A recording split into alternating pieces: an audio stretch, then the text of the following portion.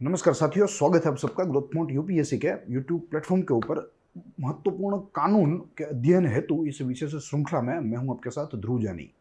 आज इस श्रृंखला के तहत 29वां उपाख्यान रहेगा और इस उपाख्यान के तहत हम लोग आर्बिट्रेशन एंड रिकंसिलिएशन एक्ट को देखने का प्रयास करेंगे।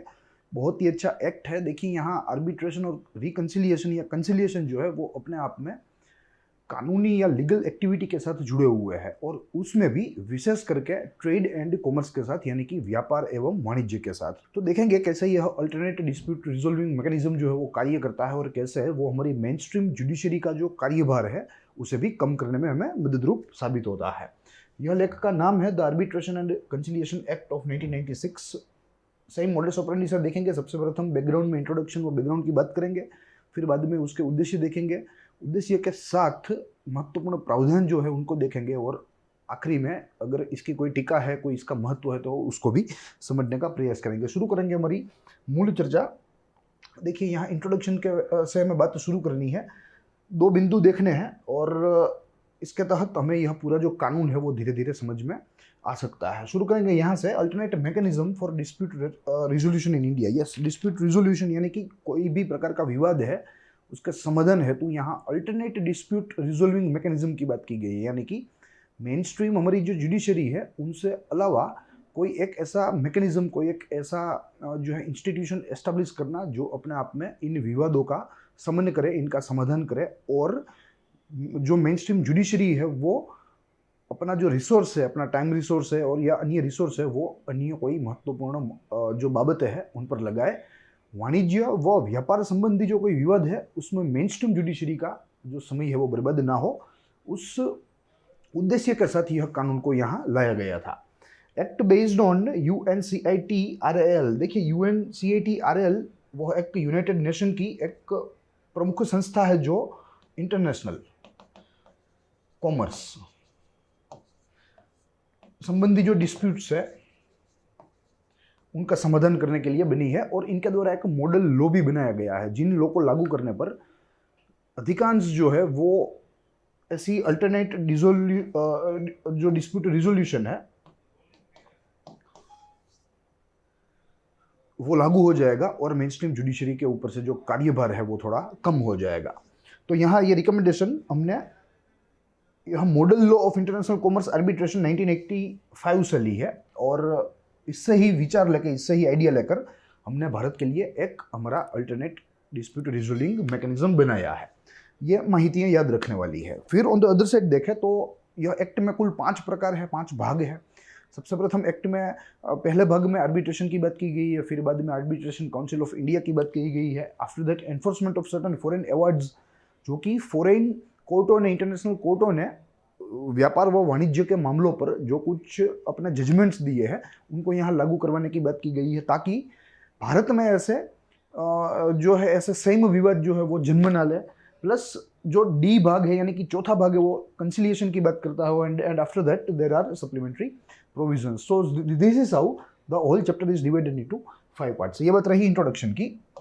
अब आगे देखें तो देखिए, यहाँ बैकग्राउंड में भी हमें 2 महत्वपूर्ण मुद्दे देखने हैं जो हमारे सामने हैं। एक मुद्दा कहता है कि India had 3 acts before the act of 1996। यानी कि जो आज जिस एक्ट की बात हमें करनी है उस एक्ट के पहले भारत के पास ऐसा मैकेनिज्म के लिए 3 एक्ट मौजूद थे, मगर कुछ कारणों की वजह से इन कानूनों को जो है फिर से रीअपील करना पड़ा या उसमें अमेंडमेंट करके उसको सुधारना पड़ा, मॉडर्नाइज बनाना पड़ा, या इन द अदर लैंग्वेज आप कह सकते हैं कि उसे कंटेम्प्रेरी बनाना पड़ा, समकालीन बनाना पड़ा। These are some acts which were already present. The first one is Arbitration Act of 1940, which was the main act. फिर उसके बाद Arbitration Protocol and Convention Act 1937, and after that there was Foreign Awards Recognition and Enforcement Act of 1961. ठीक है, तो यह 3 act आमतौर पे मौजूद थे अल्टरनेट रिजोल्यूशन के लिए, अल्टरनेट डिस्प्यूट रिजोल्यूशन मैकेनिज्म के लिए, मगर समय के चलते यह कानून जो है वे थोड़े ऑब्सोलीट हो गए, यानी कि थोड़े बिन असरकारक हो गए, पुराने हो गए। तो इनमें अमेंडमेंट की ज़रूरत थी या इनकी जगह कोई नया कानून लाने की ज़रूरत थी। तो इसी जो है पूरी ज़रूरियात को ध्यान में रखते हुए भारत के जो ट्रेड एंड इंडस्ट्री के जो रिप्रेजेंटेटिव्स है, जो भारत का वाणिज्य व उद्योग के जो प्रतिनिधि है, उनके द्वारा भी सरकार को कई बार रिक्वेस्ट की गई कि भाई अब आपको यह कानून के ऊपर ध्यान देना चाहिए, इन कानून को बदलना चाहिए, नया कानून लागू करना चाहिए जो कंटेम्प्रेरी हो। India trade and industry representation were demanding a new contemporary law. Law commission recommended a law based on UNICTRAL model law. Yes, यह बात लॉ कमीशन तक पहुंची। सरकार ने ट्रेड एंड इंडस्ट्री के जो रिप्रेजेंटेटिव्स थे उनसे रिक्वेस्ट लेकर लॉ कमीशन को दी कि भाई आप देखिए इस मामले में क्या यह नए कानून लाना जो है रीजनेबल बात है, क्या ये हो सकता है। तो लॉ कमीशन ने इसके ऊपर विचार करके अपना रिकमेंडेशन दिया, अपनी अनुशंसाएं दी और कहा कि भाई यस, हम लोग यह यूनाइटेड नेशन के स्टैंडर्ड पर, उसके मॉडल लॉ पर एक कानून भारत में लागू कर सकते हैं। Draft bill was made according. तो इसलिए ड्राफ्ट बिल लेकर आए और यह बिल के ऊपर चर्चा भी हुई, यह बिल पारित भी हुआ और आज यह बिल लागू है। तो ये बात रही इसके बैकग्राउंड की। अब हमें ऑब्जेक्टिव्स देखने हैं। ऑब्जेक्टिव से बाद हम लोग मुख्य प्रावधानों को देखने का प्रयास करेंगे। देखिए, जो इसके मुख्य प्रावधान है वो थोड़े से डिस्क्रिप्टिव है, तो इसलिए हम लोग यहाँ जो चीज़ें महत्व की है वो हम लोग इन ब्रीफ देखते चलेंगे। जो बड़े मुद्दे में से जो उसका जो सार है वो हम लोग देखते चलेंगे, जो आगे आपको जो है समझ में आएगा। फिलहाल ऑब्जेक्टिव से शुरू करेंगे मेरी बात। The main objectives of the act are, first of all, the act also serves the objective of giving arbitral and reconciliation या कंसिलिएशन। देखिए, आर्टिब्रल का मतलब होता है पंच निर्णय। पंच निर्णय कहते हैं, कोई भी आर्बिट्ररी जो निर्णय आता है उसे पंच निर्णय कहते हैं, और वहीं कंसिलिएशन को समझौता कहा जाता है। ठीक है, तो यहां भारत में इस कानून का जो कार्यक्षेत्र है वो मात्र और मात्र वाणिज्यिक संबंधी है। यहाँ क्रिमिनल व सिविल जो मामले हैं उनके तहत यह अल्टरनेट मैकेनिज्म जो है डिस्प्यूट मैकेनिज्म वो कार्य नहीं करता। इस मैकेनिज्म के पास मात्र और मात्र विदेशी व्यापार वो वाणिज्य संबंधी मामले ही आएंगे, जो कॉन्ट्रेक्चुअल संबंधी मामले हैं वो आएंगे, अन्यथा अन्य सिविल व क्रिमिनल मामले इसके पास नहीं आएंगे। ये हमें पहले से स्पष्ट करके रखना है। दूसरा, the power to enforce awards make arbitration an effective form of dispute resolution. Yes, power to enforce awards, जो फॉरेन ट्रिब्यूनल्स ने, जो फॉरेन आर्बिट्ररी कोर्ट्स ने जो जजमेंट्स दिए हैं या दे रहे हैं, उनको यहाँ भारत में लागू करवाना, ताकि भारत में ऐसी समान समस्या उत्पन्न ना हो, पैदा ना हो। तो ये अपना आप में जो है इस कानून के द्वारा पावर मिला हुआ है। Lastly, the act provides for the provision to enforce certain foreign awards in the country. Yes, acts also provide some provisions to enforce या to implement certain foreign awards in the India. तो ये भी एक महत्वपूर्ण बात है। ये बात रही ऑब्जेक्टिव की। अब इसके मुख्य प्रावधान देखें तो धीरे धीरे हम लोग एक एक भाग को देखते जाएंगे, और इनमें से जो चीज़ें महत्वपूर्ण है, जैसे आप देख रहे हैं कि ये बहुत ही डिस्क्रिप्टिव है, मगर इनमें से हमारे लिए महत्वपूर्ण जो रेड हाईलाइटेड सेक्शन है वही रहेगा, वो उसका सार है। तो देखते चलेंगे। सबसे प्रथम arbitration. Part 1 of the act deals with arbitration, यानी कि पंच निर्णय within India, and any arbitral award under this part is considered as a domestic award. Yes, यह विद इन इंडिया की बात है, और इसके तहत जो कोई भी फैसला, जो कोई भी आदेश दिया जाएगा वो अपने आप में डोमेस्टिक अवार्ड कहलाएगा। This part also obstructs any judicial intervention with the awards unless the same is allowed by the provision mentioned under it. Yes, यहाँ ये भी एक महत्वपूर्ण बात है। अधिकांश रूप से जुडिशियल इंटरवेंशन को यहाँ बाधित किया गया है, रोका गया है, मगर कुछ एक मामलों में इस कानून के तहत ही ऐसा प्रावधान है कि कुछ एक मामलों में जुडिशियल इंटरवेंशन शक्य है। तो यहाँ ये बात सुनिश्चित करने का प्रयास किया है। दूसरी बात करें आर्बिट्रेशन एग्रीमेंट में, तो section 7 of the act defines arbitration agreement as to any agreement between the party wherein they mutually decide to resolve dispute through arbitration. They may opt for arbitration for all disputes or only certain kind of disputes. Yes, तो ये दो पक्षों की बात है। अगर दो पक्ष आपस में ऐसा समझौता कर ले, आपस में मान जाए कि हम लोग इस पर्टिकुलर विवाद को या हमारे विवाद को आर्बिट्रेशन के तहत ही हम लोग मिटाना चाहेंगे, इनको हम लोग कोर्ट कचहरी के जो है मामला, कोर्ट कचहरी का मामला नहीं बनाना चाहेंगे, तो it is up to parties when they mutually decide to resolve या जो आप कह सकते हैं कि to solve the dispute या किसी भी प्रकार का विवादों का समाधान। प्लस उसमें यह भी एक बात है कि उनके पास ऑप्शन भी है कि क्या वो पर्टिकुलर सपोज समझिए कि दो पार्टी है ए एंड बी और उनके बीच में 3 विवाद है, तो यहाँ ये ऑप्शन भी दिया गया है कि क्या ये दो पार्टी अगर मिल गई, आर्बिट्रेशन के लिए राजी हो गई, तो क्या ये मात्र एक विवाद के ऊपर मिली है, एक विवाद के लिए मिली है, या सारे के सारे विवाद आर्बिट्रेशन के तहत ही ये सोल्व करना, रिजोल्व करना चाहते हैं। तो ये यहाँ इनको एक जो है ऑप्शन मिला हुआ है, एक रूम मिला हुआ है। Plus it is necessary to have an arbitration agreement in written. Yes, arbitration agreement जो है वो महत्वपूर्ण है और ये लिखित ही होना चाहिए। ठीक है, ओरली किसी भी बात का जो है कोई प्रभाव नहीं पड़ता, और ये सारी चीजें जो है वो लिखित ही, इन रिटन ही रहनी चाहिए। प्लस आगे देखें तो आर्बिट्रल ट्रिब्यूनल की बात की गई है। The number of arbitrators in arbitral tribunal can be decided by the parties. Yes, ये पार्टीज के ऊपर है, पक्षों के ऊपर है कि उनको अपने ट्रिब्यूनल में, अपनी आर्बिट्रेटरी ट्रिब्यूनल में कितने आर्बिट्रेटर्स चाहिए। ठीक है, वो पक्ष जो है वो आपस में डिसाइड कर सकते हैं। It prescribes that it should not be an even number. Yes, यहाँ मतलब जो इवन नंबर है वो नहीं होना चाहिए, 1, 3 या 5 ऐसी संख्या में होना चाहिए, ऑड नंबर्स में होना चाहिए। Plus if parties are failing to decide number of arbitrators, अगर दो पक्षों के बीच में यह तय नहीं हो रहा है किसी भी कारणों की वजह से, तो ऐसे में यह ट्रिब्यूनल जो है वो सिंगल मेंबर रहेगी। Then tribunal shall have a single arbitrator. Appointment of arbitrator is provided in section 11 of the act. Yes, ये थोड़ी गहरी माहिती है। इस एक्ट के सेक्शन 11 के तहत नंबर ऑफ आर्बिट्रेटर्स कितने होने चाहिए, या जो है उनकी अपॉइंटमेंट है, उनके प्रावधान यहाँ दिए गए हैं। फिर आगे देखें तो if parties fail to appoint an arbitrator within 30 days, यानी कि within month, then on an application the appointment shall be made by the arbitral institution designated by supreme court for international commercial arbitration and by high court for any other type of arbitration. Yes, अगर दोनों पक्ष जो है वो किसी भी कारणवश जो है आर्बिट्रेटर की जो अपॉइंटमेंट हुई थी, जो एक आर्बिट्रेटर की जो ट्रिब्यूनल बनी थी, अगर उसको भी ये नहीं स्वीकारते दोनों पक्ष, ठीक है, तो यहाँ ऐसे 30 दिनों के अंदर तो सुप्रीम कोर्ट के द्वारा आदेश जारी किया जा सकता है, और उसके तहत ही जो आर्बिट्रल ट्रिब्यूनल है उसका फॉर्मेशन हो सकता है। सुप्रीम कोर्ट जो है वो ऐसे ऑर्डर इंटरनेशनल कॉमर्स के जो मामले हैं उनमें दे सकती है, जो अंतर्राष्ट्रीय वाणिज्यिक मामले हैं उनमें, और हाईकोर्ट जो है वो अन्य किसी भी मामले में ऐसा आदेश दे सकती है, वो यहाँ से स्पष्ट होता है। तो ये बात रही आर्बिट्रल ट्रिब्यूनल की। अब बात करें ड्यूटीज की, तो section 12 of the act provides the ground for the challenges of the appointment of an arbitrator. This provision also enlist duties of the arbitrator. Yes, यहाँ उनकी क्या ड्यूटीज होनी चाहिए वो यहाँ जिक्र किया गया है। कोई भी व्यक्ति एज ए आर्बिट्रेटर अगर चुना जाए तो फिर उसे कैसे उसका बर्तन होना चाहिए, उसकी क्या उसका जो है कर्तव्य वो क्या होना चाहिए, वो यहाँ सेक्शन 12 में दिया गया है। Plus then he or she is required to disclose in writing if he or she had any kind of relationship of interest or otherwise with any party of the dispute. Yes, ये भी एक महत्वपूर्ण disclosure है जो arbitrator को देना चाहिए जब वो किसी भी ट्रिब्यूनल में चयनित होता है।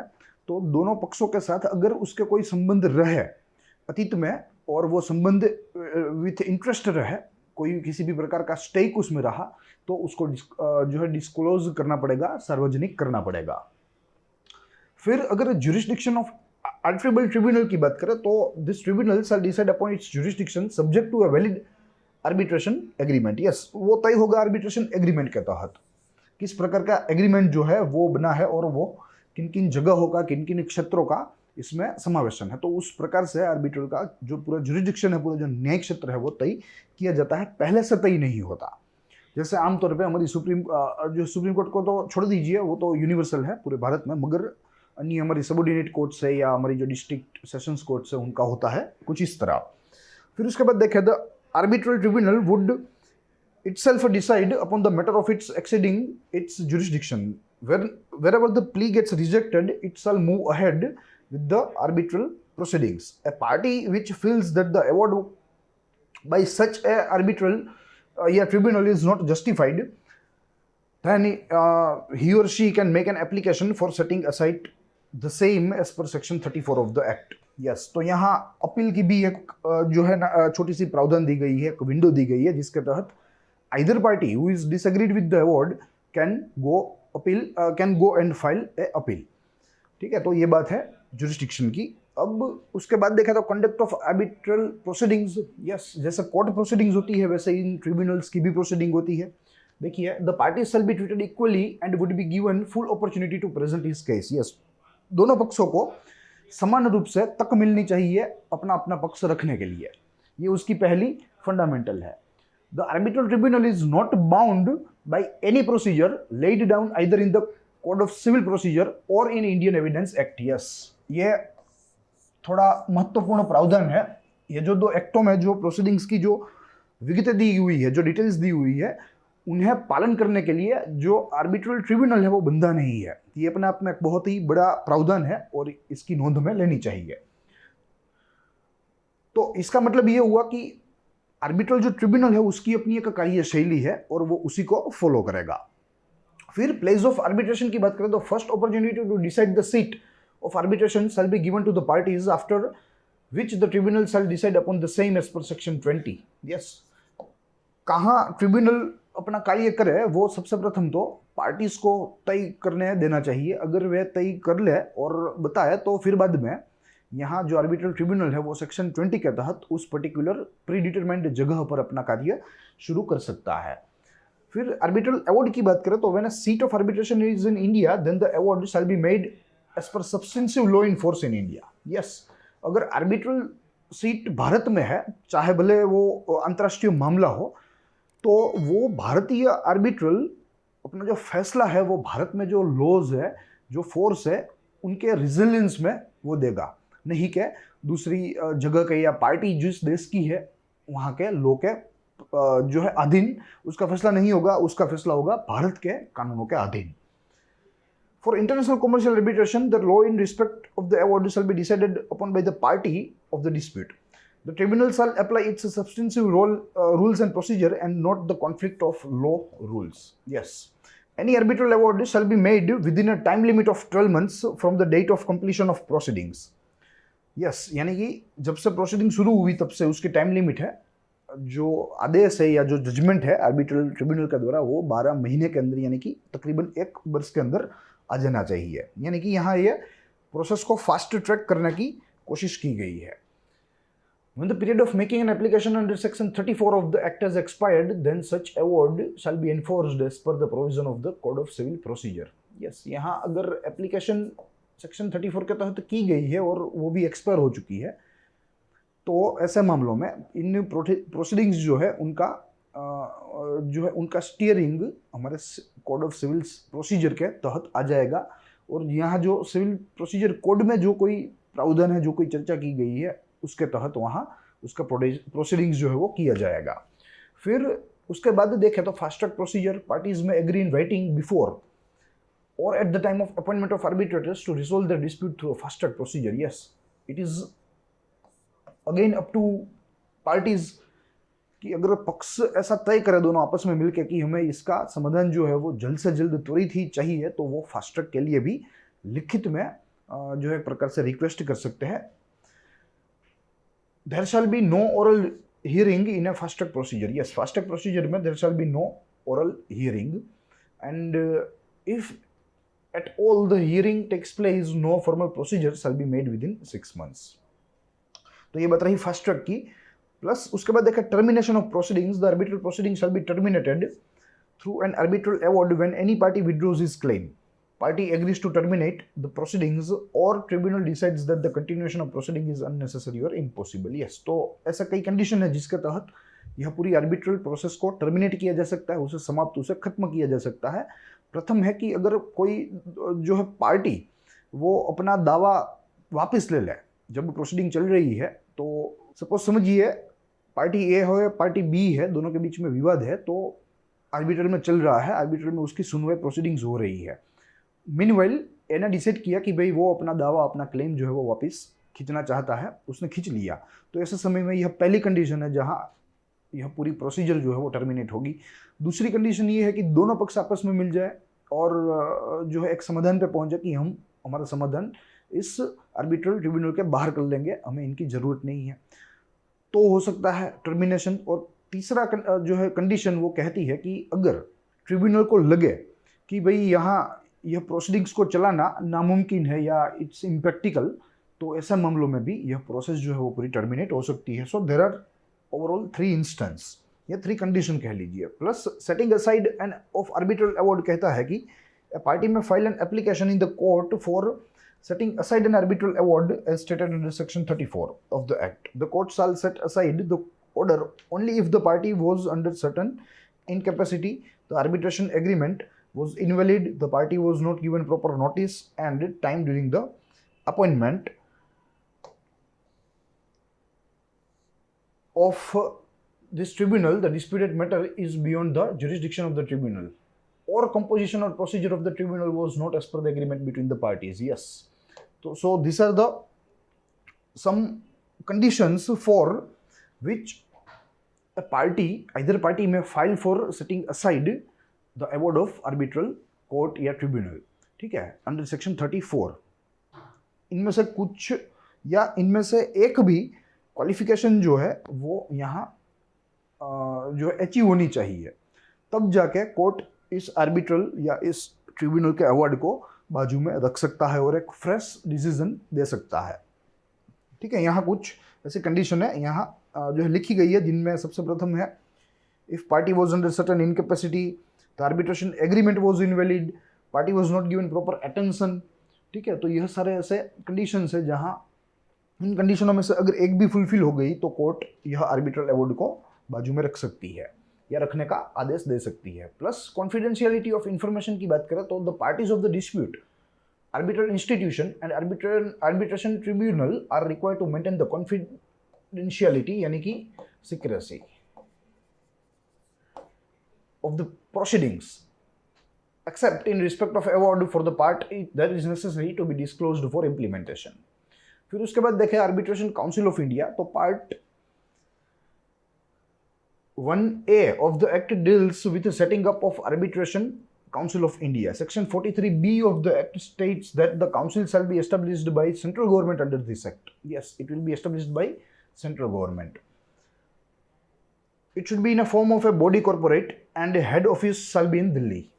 The council shall have a judge of a Supreme Court or an eminent person as a chairperson, an eminent arbitrator and academician as members, secretary of government of expenditure as ex officio member, one representative of a recognized body of commerce and industry as a part of time part-time member, chief executive officer as an ex officio member.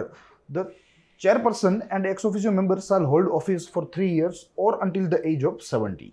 Yes, so this is the composition of entire arbitration council of India. ठीक है, supreme court के जजेस है, आर्बिट्रर या कोई eminent personality है जो कि अपने आप में इस क्षेत्र में बहुत ही जो है विशेष ज्ञान रखते हो. प्लस उसके बाद ट्रेड एंड इंडस्ट्री के कुछ रिप्रेजेंटेटिव्स हैं, उनका भी यहाँ जिक्र किया गया है.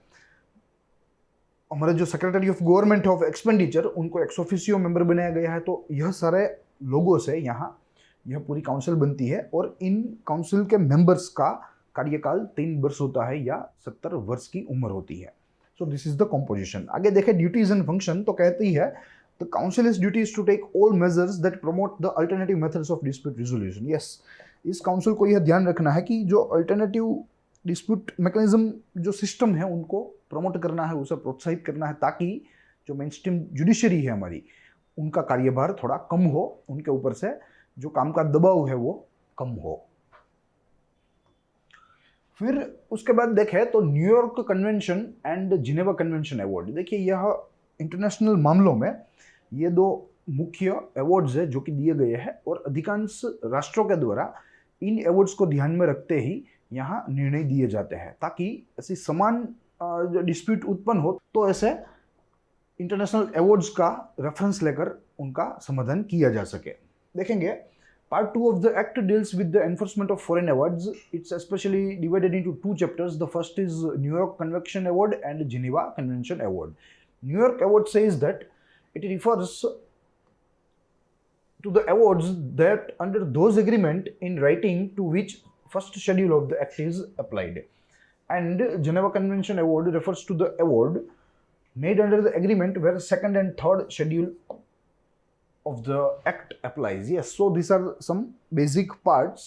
शेड्यूल की यहाँ बात की गई है, हालांकि ये इन कानूनों के शेड्यूल जो है वो इतना महत्वपूर्ण हमारे लिए नहीं होता, मगर फिर भी कुछ ऐसी चीज़ें जो यहाँ हमें जाननी ज़रूरी होती है कि कौन से शेड्यूल में कौन सी बात की गई है, तो उसका जिक्र मैं यहाँ आपके सामने कर देता हूँ। अन्यथा अलग से प्रति एक्ट के जिनमें शेड्यूल्ड हो उनके शेड्यूल देखना ज़रूरी नहीं है। उनमें से महत्वपूर्ण बात हम लोग यहाँ इस तरह देख सकते हैं।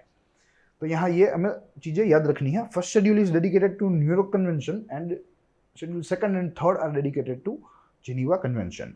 प्लस उसके बाद का जो इस कानून का दूसरा एक महत्वपूर्ण भाग है वो है कंसिलिएशन, यानी कि समझौता किसी भी प्रकार का। देखते हैं part 3 of the act deals with the conciliation of dispute that arise out of a legal relationship between parties.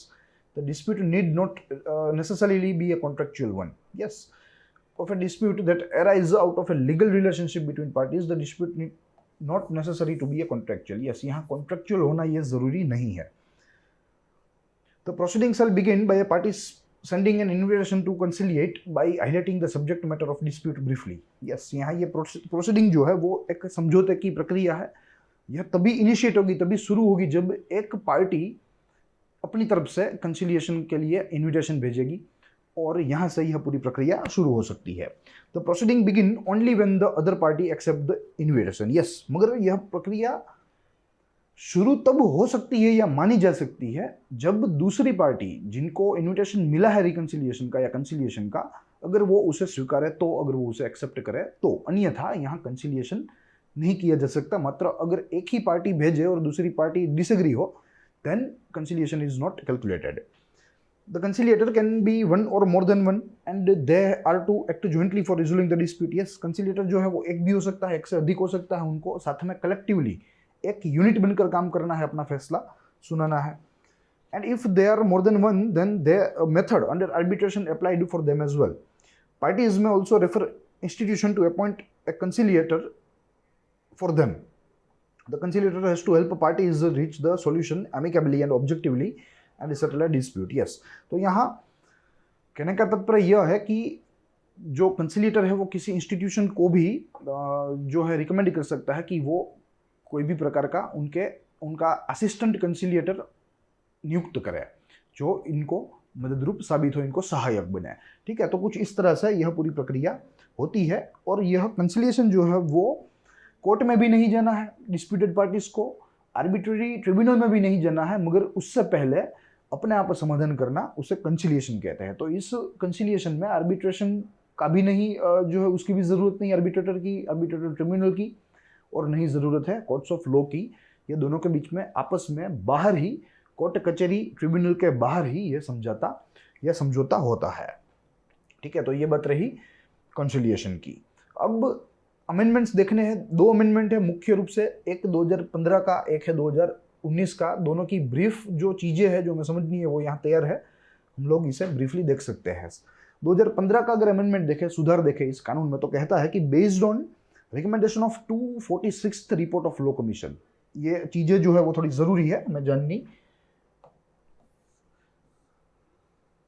ठीक है, based on recommendation of 246th report of Law Commission plus enables India's performance in contract enforcement. Yes, we are actually increasing at EODB, जो हमें मालूम होना चाहिए, ease of doing business, जिसका एक अहम कंपोनेंट है कॉन्ट्रैक्ट एनफोर्समेंट, और जिसमें हमारा प्रदर्शन बहुत ही खराब है।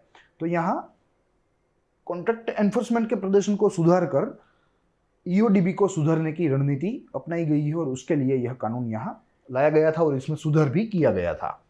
The main focus of 2015 amendment is to make arbitration more speedier, more effective, and more user-friendly. So these are the focus of 2015 amendment of this act. रही बात 2019 के amendment की, तो वो कहता है कि mainly focus on promotion of institutional arbitration of India. Institutional arbitration यानी कि अब formal की बात है। अधिकांश जो ट्रेड एंड कॉमर्स रिलेटेड जो मामले हैं वो आर्बिट्रेशन के द्वारा ही सोल्व होने चाहिए, उनमें मेन स्ट्रीम जुडिशरी का कोई काम बनता नहीं है, ऐसा यहाँ कहा गया है। तो ये 2 मुख्य अमेंडमेंट है। आगे देखें तो इसके क्रिटिसिज्म व इसके महत्व की बात करनी है। ब्रीफली 2 पॉइंट है, दोनों में देख लेंगे। क्रिटिसिज्म से शुरू करेंगे हमारी चर्चा। रिटायर्ड जजेस are appointed as arbitrators. Yes, retired जजेस आर अपॉइंटेड एज आर्बिट्रेटर्स। तो क्या होगा यहाँ से it will stifle the process. पूरी आर्बिट्रेशन जो ट्रिब्यूनल है, पूरी जो प्रक्रिया है, उसका दम घुटेगा, क्योंकि यहाँ अपने आप में रिटायर्ड जज ही आर्बिट्रेटर बनकर आ रहे हैं। Required changes to minimize judicial interference in the process. Yes, required changes. Still, the amendments made, the changes made are not enough. We need more changes to bar the judicial intervention in the process. Because इससे क्या होता है, जैसे judicial interference या intervention बढ़ता है, वैसे arbitration का जो मूल उद्देश्य है वो खो रहा है। तो उसे बचाने के लिए, उसे संरक्षित करने के लिए, उस मूल उद्देश्य को यहाँ यह judicial interference इस प्रक्रिया में कम कर देना चाहिए, जिसके लिए सुधार की जरूरत हो। तो ये दो इसके क्रिटिसिज्म है। रही बात इंपोर्टेंस की, तो अपने आप में ये लॉ थोड़ा महत्वपूर्ण है, और कहा जा रहा है कि ये भारत के जो पावरफुल लॉज है उनमें से एक है। साथ ही में ये रिड्यूस करता है बर्डन मेन स्ट्रीम जुडिशरी का। जैसे मैंने आपको बताया कि जो विवाद मेन स्ट्रीम जुडिशरी के बाहर ही सॉल्व हो जाते हैं आर्बिट्री ट्रिब्यूनल के मदद से, रिकन्सिलिएशन की मदद से, तो उन तक पहुंचते ही नहीं। So they are actually reducing the burden. और दूसरा मुद्दा कहता है, it also establishes trade relation between Indian and foreign traders. It also establishes actually harmonious relation, harmonious trade relation between foreign and Indian counterparts. ठीक है, तो ये बात यहाँ इस कानून को लेकर हुई संपूर्ण। हमने इंट्रोडक्शन से शुरू की थी इसकी बात। इंट्रोडक्शन के बाद इसका बैकग्राउंड भी देखा कैसे इस 1996 के एक्ट के पहले इस क्षेत्र के लिए 3 एक्ट मौजूद थे, मगर तीनों के तीनों समय के चलते ऑब्सोल्यूट हो गए थे और इनइफेक्टिव हो गए थे। तो इनको बदलने के लिए 1996 के इस एक्ट जो है लाया गया, और इनसे उन तीनों एक्टों को रिप्लेस किया गया। प्लस हमने मुख्य प्रावधान देखे, इसका उद्देश्य देखा, साथ ही में अमेंडमेंट देखे, अमेंडमेंट का फोकस देखा, और अंत में हमने इसकी टीका व इसके महत्व देखे। I hope you enjoyed the lecture. हम लोग मिलेंगे अगले एक कानून के साथ, महत्वपूर्ण कानून, उसके ऐसे ही विश्लेषण व संशोधन के साथ। तो तब तक के लिए दीजिए इजाजत। देखते रहिए ग्रोथ पॉइंट यूपीएससी। जय हिंद।